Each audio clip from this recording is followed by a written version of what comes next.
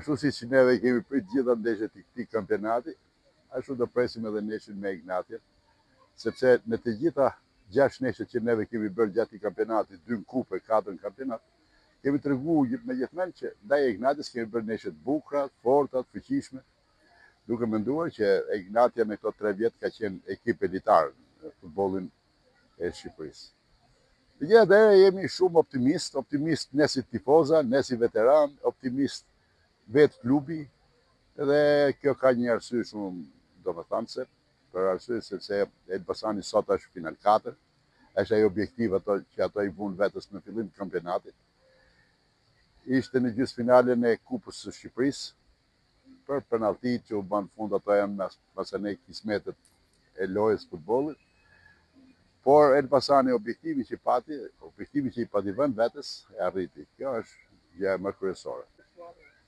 Kur ne vim mas 3 humje radhësi, në Ignati vjen mas 5 humje radhësi. Kështu që Shkodra vinte po me këtë humje, Dinamo po me këtë humje, i gjithë kampionatit shqiptar, ato që ishin fundit vishin pa humje. Problemi këtu ka i diçka tjetër që i tillë është edhe po do shikosh edhe në kampionatet edhe në Itali apo vende të ndryshme ndodhin fenomene të tilla, kupton, që të cilët ndikojnë. Tani sa do ndikojnë negativisht apo pozitivisht, unë them që do ndikojë jo shumë, për arsye sepse nuk është se dominun ekipet ndaj nesh, më kupton, kjo është tjetër gjë.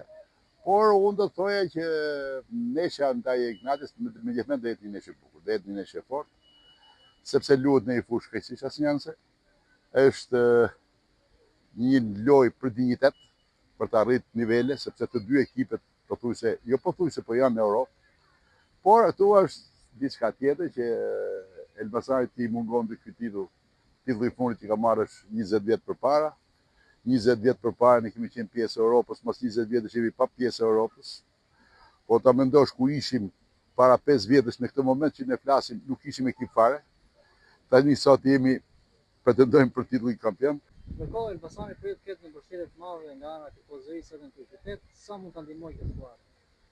Tani doli në një vend që megjithatë edhe unë kënaqem kur them që ne jemi ndër ekipet ose qyteti i Elbasanit vetë me tifozëri më të zjarrt.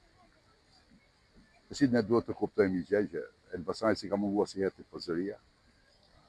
Elbasani ka qenë jo sot po edhe me dekada që tifozëria e Elbasanit ishte ajo që e mbështeste dhe që brorisë stadium.